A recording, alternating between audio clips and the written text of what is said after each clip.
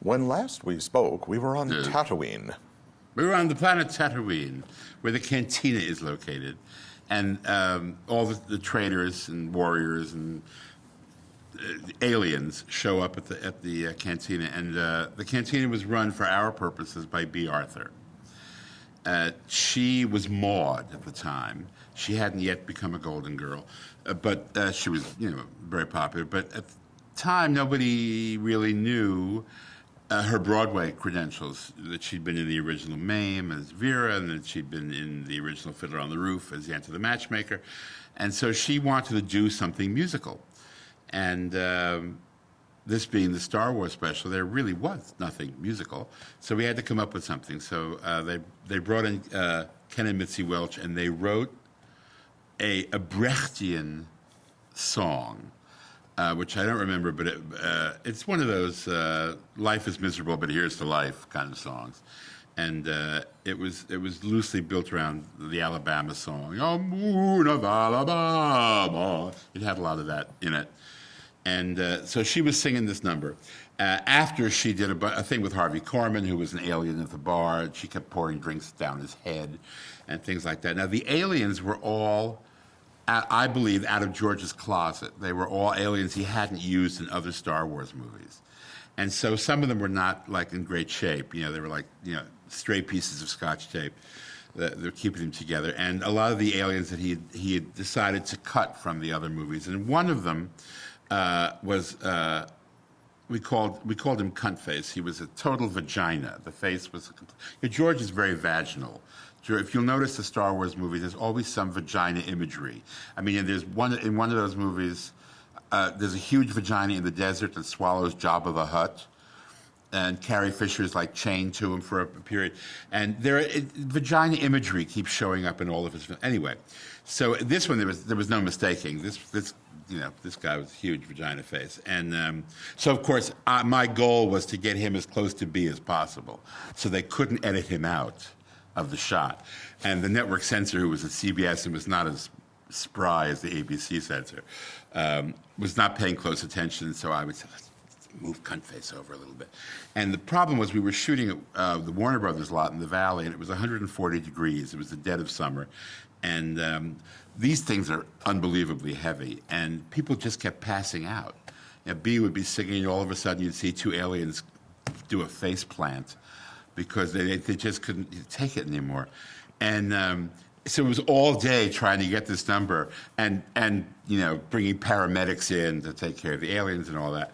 And so every time an alien fell out, I would move the vagina closer to her. So the vagina was now over her shoulder.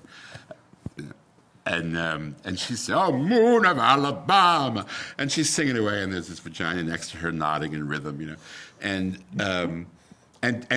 we got through the entire take, and she finishes the song and does a huge gesture, and she knocked the guy right in the vagina head, and that was the final straw, and he just went over at the end of the take, like he was dead, and B looked and said, "I've never hit a man in the cunt before."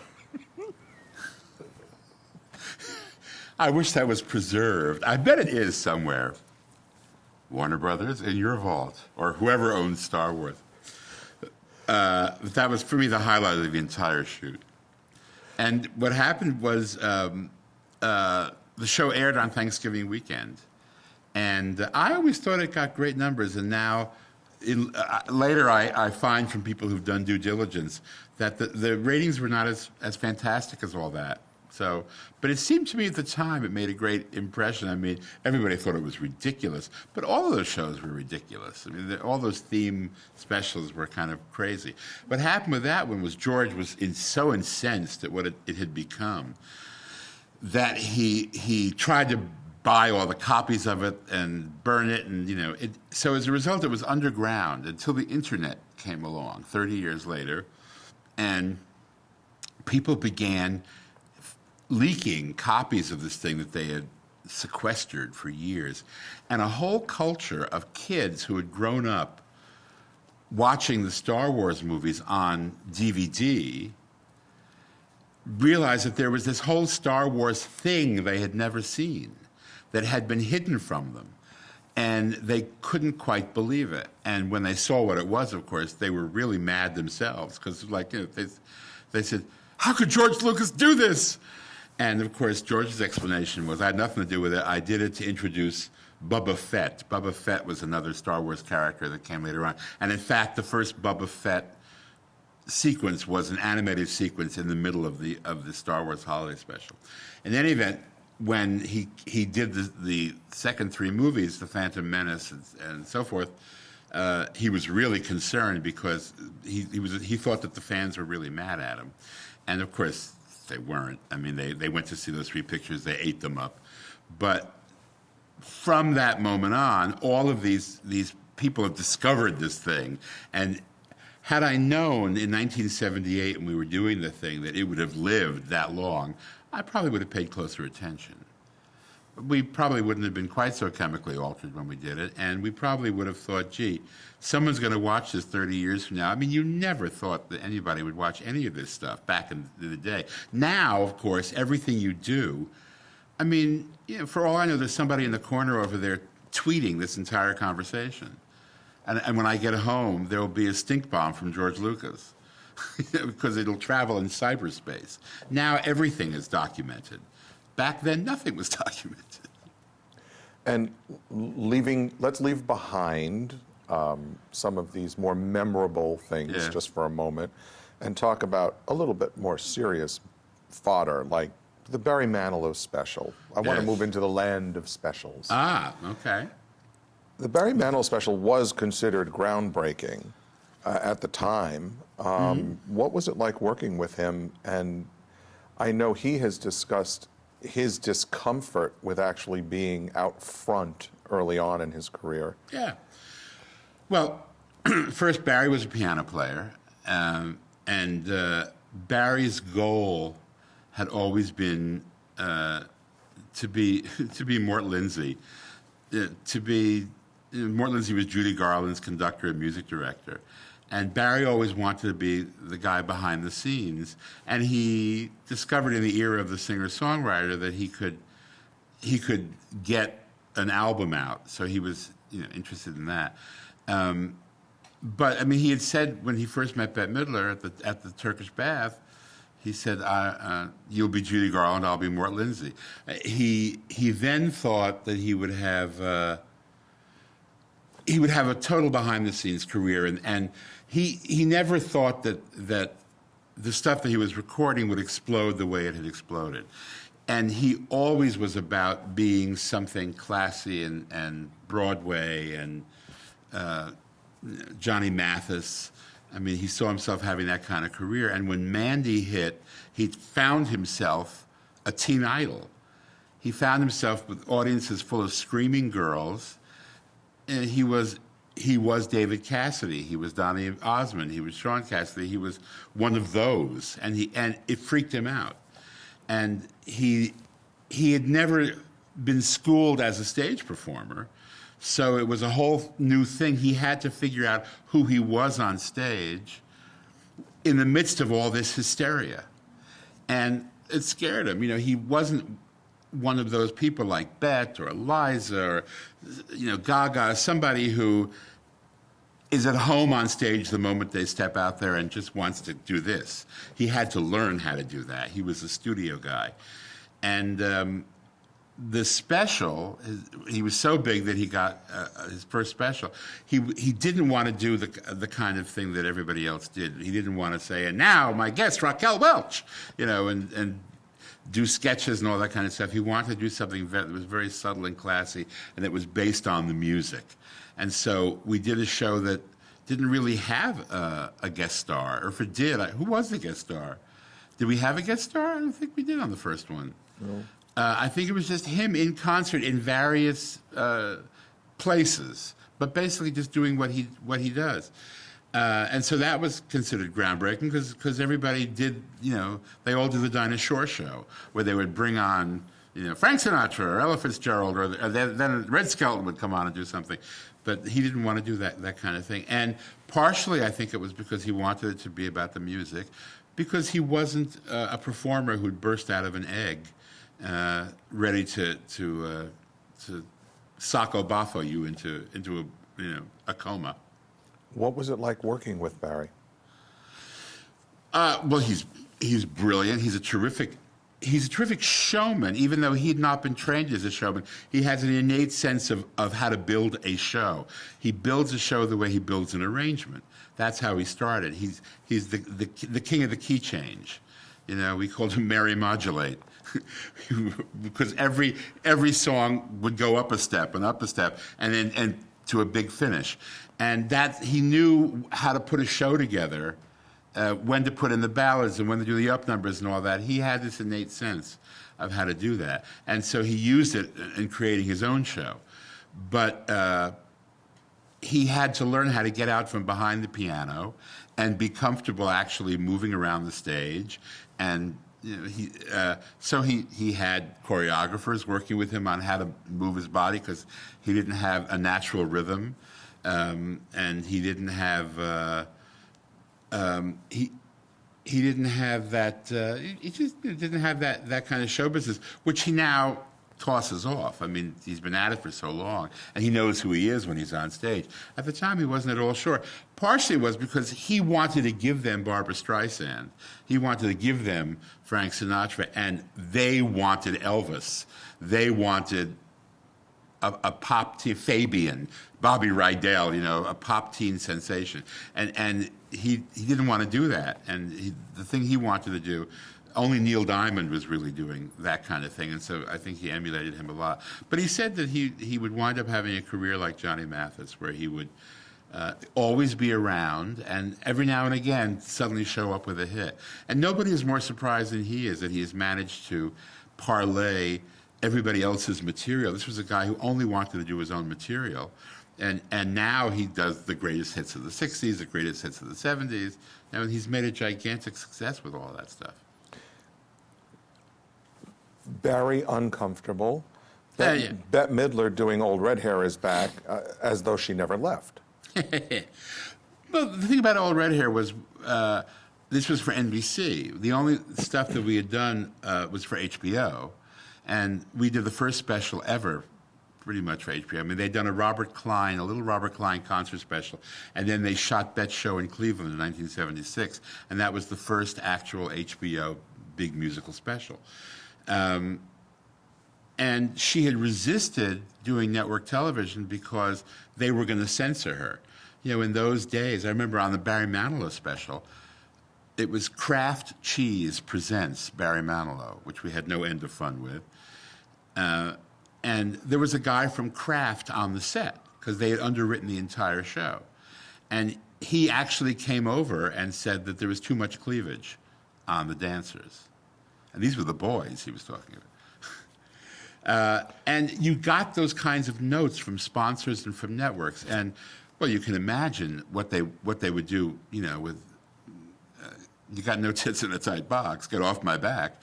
I mean, they were not going to allow Sophie Tucker jokes, on NBC or any of that kind of stuff. So she'd resisted doing television, regular television, for quite some time. And finally, NBC came and said, we're loosening up, you can do what you want. I think partially it was because Saturday Night Live was such a success, even though it was 11:30 at night, it had loosened up all of the standards. You could get away with much more. And their attitude was, at the time, anybody who's tuning in to see a Bette Midler special knows what they're getting. At the time, she was considered, one of the great loose cannons. So the principal concern was delivering a show that was acceptable to them and that was true to Bette Midler. So there was a constant yin and yang. And we decided that the one way to do it was to make it as classy as we possibly could. Expensive looking and classy, classy, classy. So we only wanted one guest, and that was Laurence Olivier.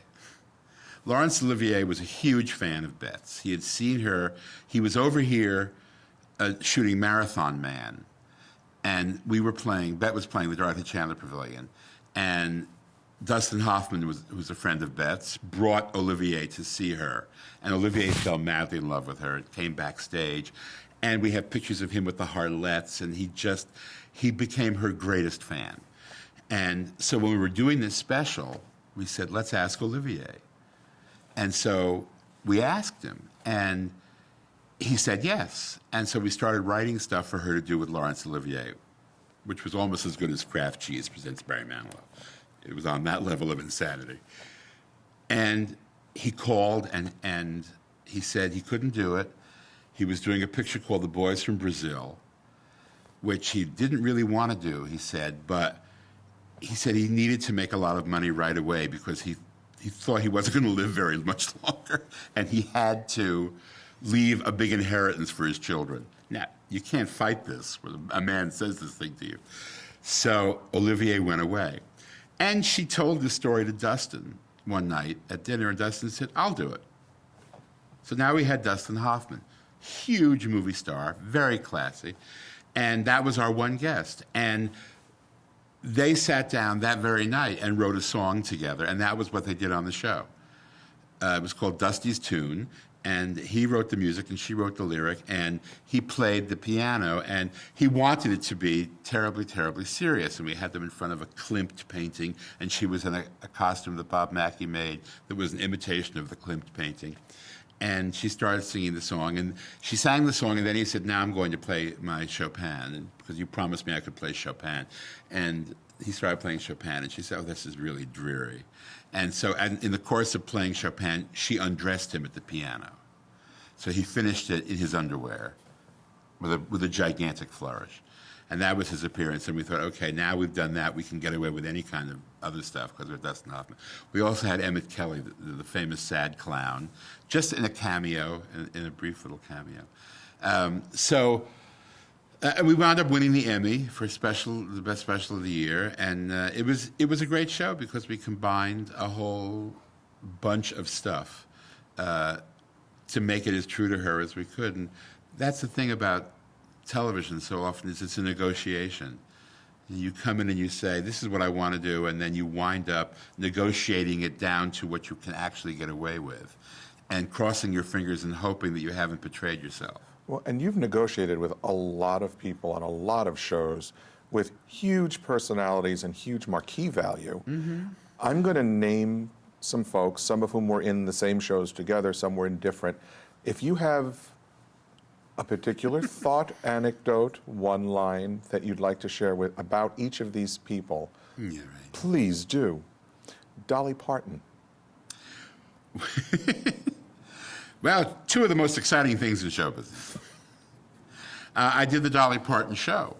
Dolly had a big variety series in the 80s that again, had a huge opening number. The first show, everybody watched, and then it plummeted because what had happened with Dolly was that she lost a tremendous amount of weight.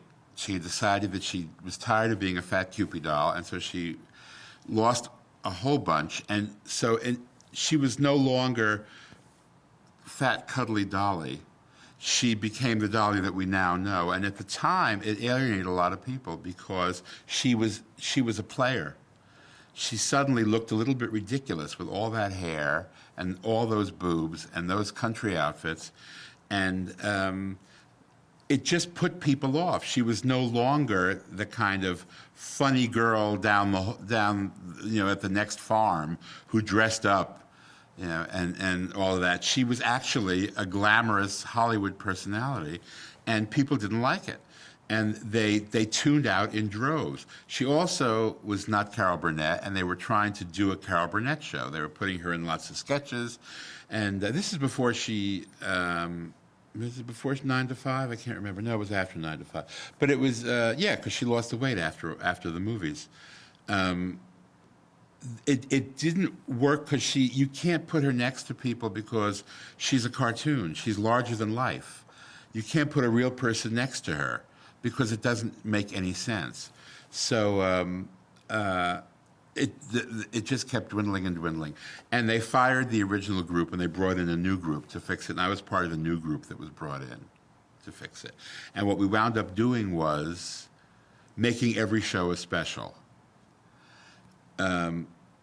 Dolly on Broadway, Dolly at Opryland, Dolly Goes Home. We went to her to Pigeon Forge. Dolly opens Dollywood, which she did at the time. Every show was an event, and that was how we wound up playing out the season, and then they canceled the show at the end of the season. One positive thing that came out of that show, since we're archiving, I will tell you the story. It was very difficult getting guests. At the beginning, all the big stars wanted to be on it, but once the show began tanking, nobody wanted to be on it. And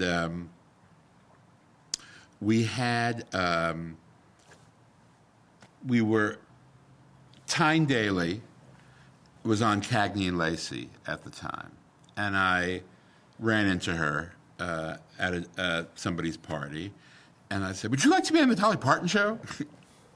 I think I'd had a cocktail. And she said, "Only if I can sing." And I said, "You sing?" She said, "Oh yeah." She said, "I can sing." And I really want to sing, and they never let me sing. But if she'll let me sing, I'll come do the show. So we went back into a meeting, and I said, "We have to give Tyne Daly a song." And they all looked at me like I was out of my mind. And we started talking about it, and we had a segment where Dolly played a truck stop waitress. And she had a diner along the highway, and stars would come in. It was actually supposed to be sketches, but nothing ever worked out. I said, "Why don't we put Tyne Daly in the truck stop? Let's make her a truck driver, and she's got the blues, and she sings some blues song while she's sitting at the counter." And so we pitched that to her, and she said yes, and she came in with a bunch of songs that she wanted to sing. And that was what we did. We shot that, and it was terrific. I said it was really terrific.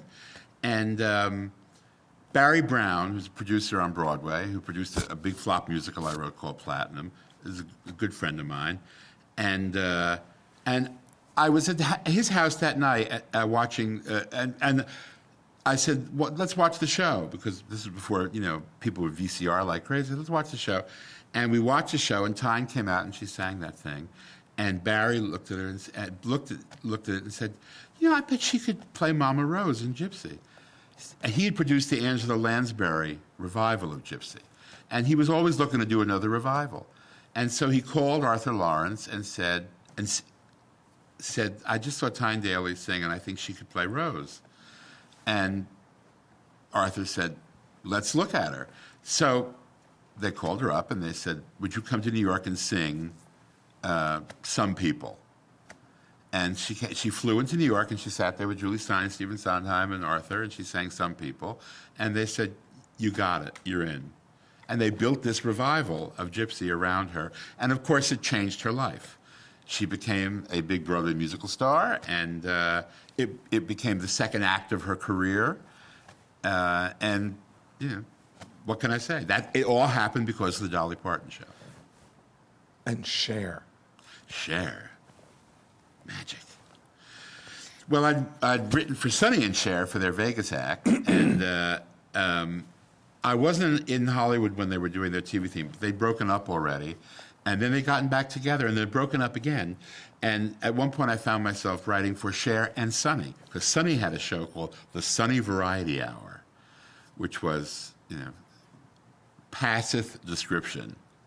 The joke that we had was Sonny by himself. If television really is a global village, every global village has to have a village idiot. And he was the village idiot. It didn't work, and he was so bad he went to Congress. What can I say? Cher, on the other hand, had gotten her own thing, her own show, and the pilot of the Cher show, which George Schlatter produced, Bet was a guest on. It was Bet and Elton and Flip. And I was writing for like 3 out of 4 of those people. And so I came out and worked on it. And it was my first experience actually working with the Cher alone. But she's amazing. I mean, she's an amazing creation. I mean, she's had a gigantic success in every single decade that she's been alive. And she will continue to, because there's something that's timeless about her. She's totally free-spirited. She doesn't really give a shit what you think. She is who she is. She's a totally honest creation. And even though she has now sculpted herself into where she looks interplanetary, there's still something at the core about her that comes through that's real that I think people appreciate. And I think, obviously, anybody has to appreciate a woman who's in her 60s and looks like that. I mean, and I mean, the face is one thing, but everything else is like, I mean, she could run a marathon. She's amazing. Were you the one responsible for her recording the entire quintet from West Side Story? I would like to say I was, but that was Joe Layton. Joe Layton, who was a Broadway director, Tony-winning Broadway director, choreographer, The Sound of Music and No Strings and Barnum and a lot of hits. And the flop, Platinum, that I wrote, was producing a lot of television specials. And he was producing a Cher special, and it was his idea to have her play all of the parts in West Side Story in like a 12-minute version of it. And I think it's genius, and at the same time you look at it and you go, this is ridiculous. But then there is something quite wonderful about it. The idea that somebody would actually do that. The show was called Cher and Other Fantasies. And so she had a series of fantasy segments where she placed herself in places where Cher would normally not be. Dolly Parton was on the show, too, singing Two Doors Down, and Cher was the fantasy of the party that was going on, 2 doors down from where Dolly was. Not unlike the Star Wars fantasies that all happened. Yeah, well, yes, exactly. It was all a fantasy then. Now, in one show, you had Bet, Cher, Goldie, Meryl, Olivia, Lily, and Robin. Yeah. It was a green show. How do you balance all of those people with what I'm imagining are a lot of egos and a lot of star power? Well, what brought them together was a political movement. It was the Green Movement. It was one of the first green things ever. You may recall that Meryl, who had at the time small children, who are now Mamie Gummer and Gracie Gummer, actresses. At the time, they were small children, and they were eating apples, and Meryl didn't like what was being sprayed on the apples. And so she went to Congress and testified about the spray on the apples.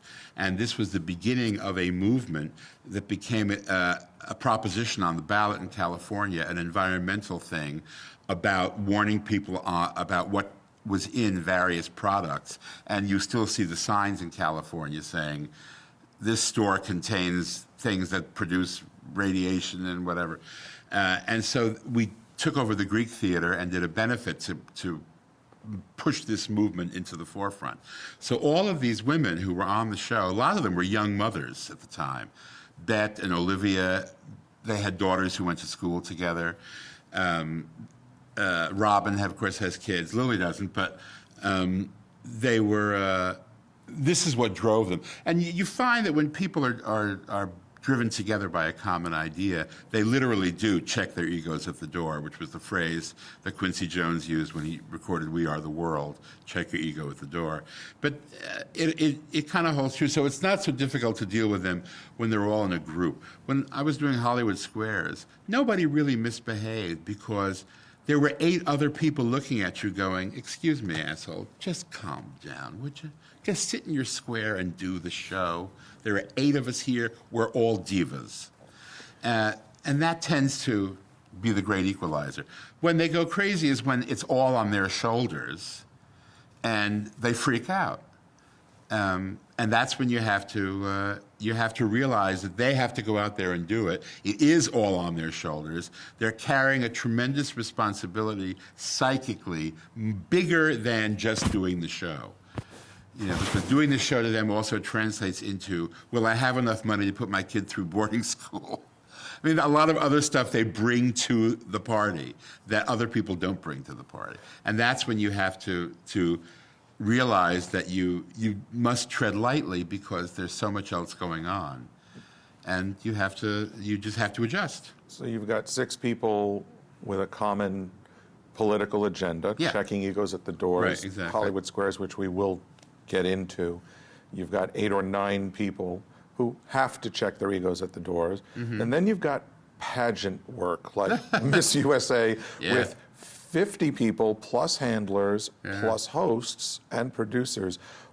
What is the approach on a pageant as compared to an award show or a variety show? Is there a difference? Oh, well, a pageant, you've got 50 girls who want the crown. You know, now they all want to be Mary Hart or Nancy O'Dell. I mean, you know, back then they all wanted to be Raquel Welch, but now they're all careerists and they all want to cure cancer, and they all want to quote scripture. But they're essentially cattle. I mean, they will do whatever you want them to do because they just want the prize. They haven't developed star personalities. If they have, they don't make it in that pageant because it's all about being treated like the girl next to you. So they're the easy ones. It's the people who are brought in to do star turns in the midst of all of this who will be difficult. But it's a totally different animal. It's almost like working with amateurs. Well, it is working with amateurs to a large degree. When you watch the choreographer come in and try to stage the number for all of them, you realize how amateur most of them are. Because they don't know about dancing or counting unless they did some time as a drum majorette. They don't really, or some of them have training, so they're better than others. But those things are easy to do from that aspect. Well, a whole different format, talk show. Burt Reynolds, Conversations with Hollywood. Wow, yes, I remember that. What is that like for you on that kind of a format? Because that's not just plugging in jokes. No, that's segment producing, I guess is the word for it, because you're steering the conversation. What happened with that was Burt Reynolds was on Evening Shade, which was a big hit, and as part of his deal, he wanted to do more than just a sitcom. CBS gave him 4 hours to do a talk show, a conversation show. And it was a primetime show. And so we divided it up into legends of the screen, male legends, female legends. Then we did a country show, and maybe we just did 3. It could have been a 4th, but I'm forgetting what it was. But the idea there was first to cast it, to find the people who had stories to tell, and then map out where the conversation was going to go to get the best from all of them. We did. Burt had a tremendous abiding affection for the legends of the golden age of Hollywood. So we did one show with Mickey Rooney and Van Johnson and Jimmy Stewart and Ricardo Montalban, who came in at the last minute when Glenn Ford would not go out of the house because he was afraid the Nazis were coming to kill him. He was not in great shape. And then we did the female side, which was Esther Williams, Ginger Rogers, Jane Powell, and I forget who the first lady was, but it was a good one. And Esther has a million stories, and she's hysterically funny, and she kind of took over. And then we did a country one with Loretta Lynn and Tammy Wynette and all the women Burt had dated in Nashville. Which was a lot of fun. But when you have all those people at the table, you sit there and you say, okay, we want to make sure that we get this covered and that covered. And so you have each of the segments of the show has got a prepared area that you're going to talk about. And that's what the writing is like for that. It's not, and of course there is the chance to come in with an occasional joke. And you've tailored writing for a number of different genres, formats, network, cable. You touched on the difference between HBO and ABC or NBC or even CBS. Mm-hmm. How do you tailor the writing for something like the Gala for the President at Ford's, where it's definitely a more conservative political situation, and yet you're not known for being the most conservative comedian? I know. Well, I haven't actually. Well, I did do it for one conservative. I did it once when Bush was in because Kelsey Grammer was hosting it, and I did it as a favor. But mostly it was the Clinton years that I did it, when Whoopi was hosting it, or Brett Butler, left-leaning people. The first thing that has always been fascinating to me is with network standards and practices, which is what they call the censors, is that they have different standards for different kinds of shows. For example, at the time, you could say ass referring to the anatomical ass. You could say it on Roseanne. You could not say it on the Ford's Theater Gala. And the rationale was people who are watching Roseanne know what they're getting. A wider spectrum of people watch a variety show and they don't know what they're getting, and they will be shocked and offended to hear this kind of stuff. And it still holds true to a certain degree. I mean, you'll see the letters of outrage and shock about something done on the Emmys, whereas the same thing done on Late Night with Jimmy Fallon would get no reaction whatsoever. And the standards people are hip to that, and so they're kind of juggling the things. So when you do a show like Ford's Theater, they're acutely aware of that. But more than that is that all the performers are aware that they are in the presence of the president. They are at Ford's Theater. There are certain jokes that are just not going to work. There are certain things that are going to cross the line, and that you're dealing with an audience that's kind of afraid to laugh because they're afraid to be seen on camera laughing. The Kennedy Center is like that too. They don't want to be seen laughing in the wrong place. So their behavior is very circumspect because they know the lights are on them, they know the cameras are on them, and they just don't want to step on themselves while they're there. So that dampens the enthusiasm of the evening. It makes it difficult. You're walking on eggshells the whole time, and you just have to kind of be aware of that.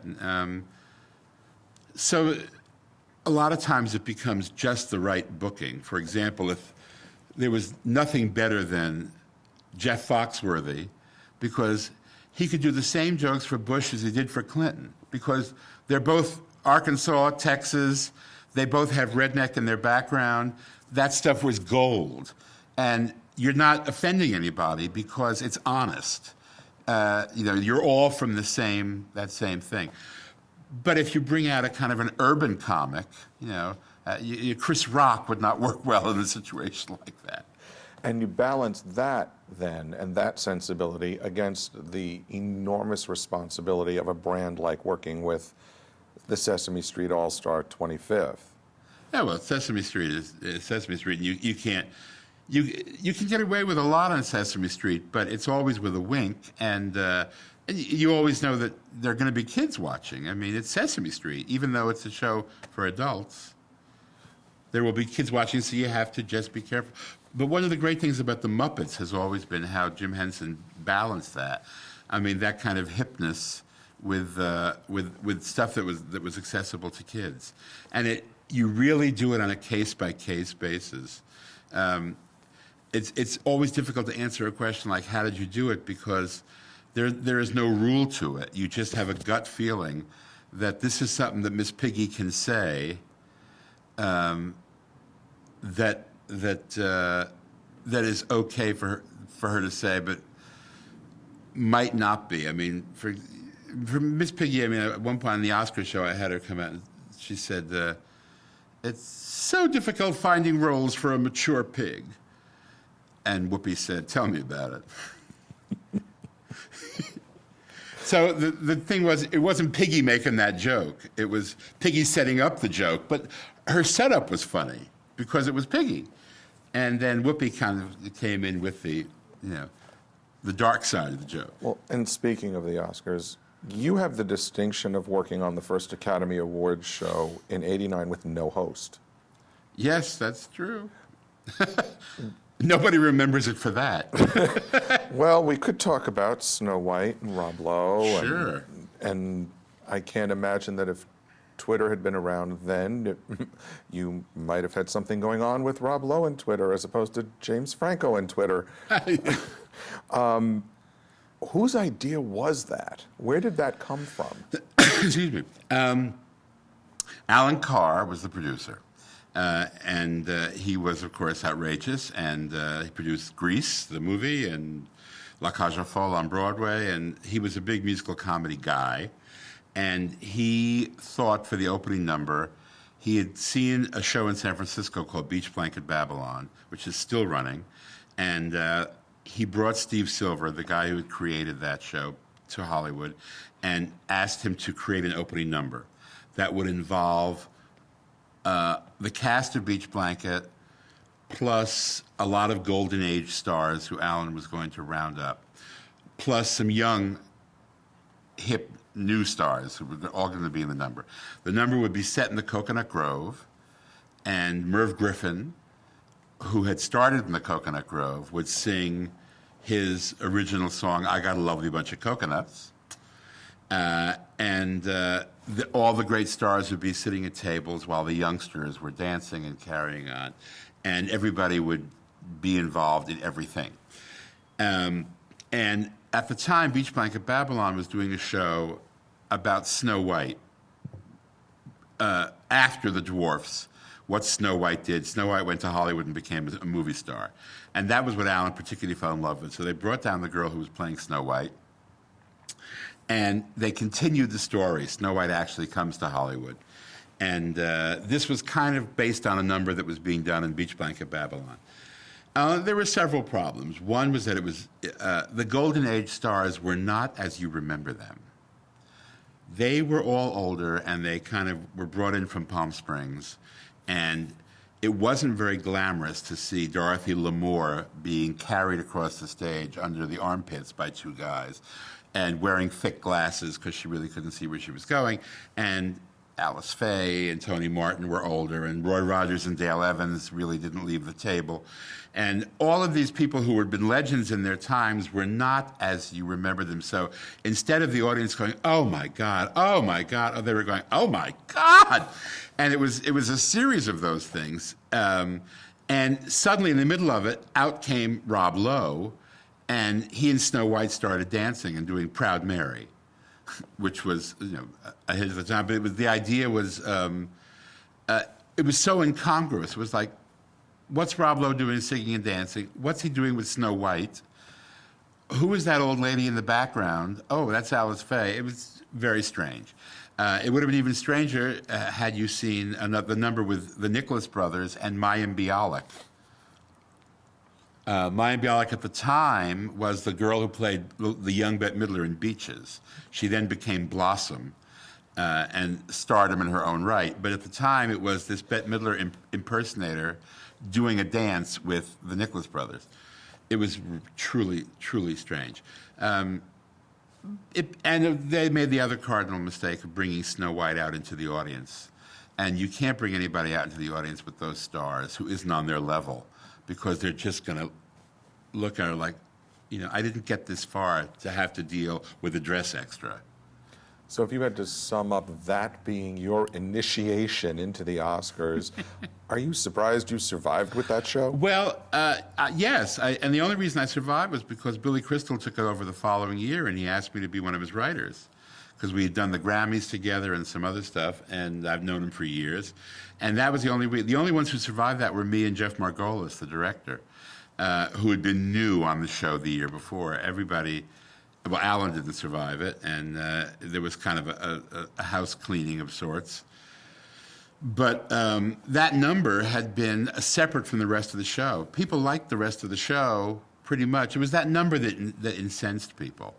And it had nothing to do with anything. I mean, it was a manufactured outrage that was started by a man named Frank Wells, who is now dead, who was running Disney at the time, and he was very upset that they used the Snow White character without appropriation from Disney. And the fact is, Snow White is in the public domain, and always has been. And they were very careful to make sure the costume was not even identical to Snow White's. And it was vetted by lawyers at the Academy, lawyers at ABC, and lawyers at Disney. But that wasn't enough for Frank Wells. Frank Wells went to the Academy and lodged a formal complaint, and as a result, they weren't going to get into a trademark dispute with Disney, so they had an investigation, and on and on and on it went. And this just got more and more press. And unfortunately, 2 weeks after the show, the Rob Lowe sex tape surfaced. And the most recent point of reference the media had was his disastrous appearance on the Academy Awards with Snow White, which launched an investigation by the Academy. And so there was Rob. So suddenly now it was all about a Rob Lowe sex tape That was somehow thrown in. So you can see how it grew into a bigger and bigger and bigger thing. And I always thought that the real reason was because at the time, the Academy wouldn't let any of the studios advertise any current movies on the show because they didn't want to imply an endorsement from the Academy. And Disney was opening a theme park with MGM in Florida, and they wanted commercials, and the Academy wouldn't let them use commercials, wouldn't let them buy commercials. And so they did an end run around the Academy, and they made a deal with Chevy, and the Chevy commercials were shot at the Disney MGM studios. And the Snow White number ended, and the first thing you saw was Snow White's castle at the Disney studio, MGM theme park, and Snow White coming out of a Chevy and doing a number. And I think that's what incensed Frank Wells. I think he was really, really pissed off. Now, the rest of the show, and every Oscars since, there are some writing challenges that I imagine you struggle with. For example, the inclusion of language about technical awards or explanations of things that folks who are not in Hollywood may have a hard time digesting. Is there a certain amount of required information that you have to get in there, and how do you approach that? There used to be. You used to have to explain things. Now it's pretty much assumed that people know what art direction is, or what costume design is, and you essentially are giving something for the presenter to say, because the show is about the stars who are presenting the award, and they just can't get out there and say the nominees are. It's kind of boring. You want them to come out there and be who they are and say something relevant about this category to build it up somehow, because people don't really care who wins sound effects editing. But if you can find a fun way to illustrate what it is, then you do that. It's like if you're going to do those categories, you have to do something to make them interesting, because it's the Oscar show. I mean, the Golden Globes gives out 24 acting awards. The Tonys give out tons of acting awards. The Grammys only give out like 8 awards now. It's all a performance show. So the Oscars, and they give out every single award. They have taken the Sci-Tech Awards and condensed them. They do a separate dinner, and they've condensed them to one category. And you don't really ever have to explain those things, because you couldn't. You can't bring Marissa Tomei out and explain what a Holofax mother crimping lens is. So why bother? Just announce that that's what the award's for. And they've also taken the Governor's Awards and put them on a separate thing, so you're not stuck with having to do a tribute to Ennio Morricone, and that's about it. I mean, we all know he's written a million scores, but the only one anybody remembers is so you don't have to do that anymore. But you do have to explain when you're giving an award for cinematography, what's particularly looked for in an Oscar for cinematography. There are things that you look for, I'm sure, throughout an entire show, like that first Billy Crystal year, where you pray for a moment that gives you a runner like Jack Palance. Yeah. Mm-hmm. Now, there was a through line for an entire show came from Jack Palance. Mm-hmm. Yeah. That had to have been a joy. Where did that come from, and how quickly are you changing prompter? It was so quick we didn't even put stuff on prompter. What happened was Jack Palance won the Supporting Actor Award. It was the first award of the evening. Whoopi presented it. Jack Palance came up, and he won for City Slickers, which is a picture that Billy cast him in. And Billy was hosting the show. And the first thing that Jack Palance did, which people don't realize, is he got up on stage and he said, "Billy Crystal, I crap bigger than him," which I was amazed got through. And he then started a rambling speech and wound up showing off how masculine and butch he was at 70-something. He got down and started doing one-arm push-ups with the Oscar in one hand, and it was pretty hysterical. Because it's wonderful when somebody makes a fool of themselves early in the show, because you can then refer to that as the show goes on. And, of course, Billy had the license to make jokes about him because he'd won for his picture. He had done a joke about Billy when he got up on stage. So in the context of the evening, Billy could keep coming out and doing jokes about Jack Palance and his prowess. And so we immediately started thinking up things he could say to show Jack Palance. Jack Palance just bungee jumped off the Hollywood sign. And there was a space, something that we shot in the space shuttle with astronauts. And said, Jack Palance has left the building. He's rendezvousing with the space shuttle. And there was a number with lots of children. Jack Palance is the father of all those children. And it just kept kind of going on. And we literally didn't even put it in the prompter because it would just be a line that Billy would say when he went out before the next thing that he would do. And after about an hour, Billy's manager came backstage and said, how many of these are you going to do? Because we have a pool running in the audience, and I'd like to win. And it was great that we threw out a lot of stuff that we were going to do to replace it with that. And the following year we won the Emmy for variety writing because we really had rewritten the show on the spot. And it kind of became the benchmark of the Oscars. Is now we look for things that the host can refer to that keeps the show alive. Winning the Emmy for that show, did anybody thank Jack Palance? Yes, we did. We did. Billy actually didn't think we were going to win. Billy was in Hawaii on vacation. And Hal Cantor gave the speech, and he thanked Jack Palance. And then, of course, somebody else stepped in to say something, and we all wound up having to say something because we were all on stage, and they weren't going to cut away from us because we're the writers. They weren't going to cut away from us. So I was the last one, and I just said, I'm very happy I didn't have to sleep around to get this award. Or I'm very sorry. I'm sorry. I fucked up my own line. I said, I'm really sorry I didn't have to sleep around to win this award. That's the unexpected in the show. There are a lot of things that are expected. How do you deal with things like the political climate, current events?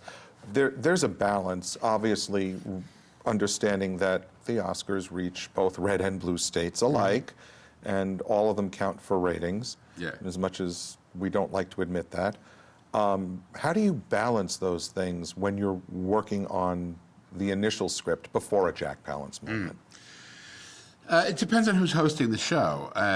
Generally, and everything that's written for the Oscar show is written specifically for the person delivering it, which is why so much of it takes place after the nominations are announced, so much of the writing, because that's when people commit to the show. So if you've got somebody who's a well-known lefty, like Whoopi or Chris Rock, hosting the thing, then you can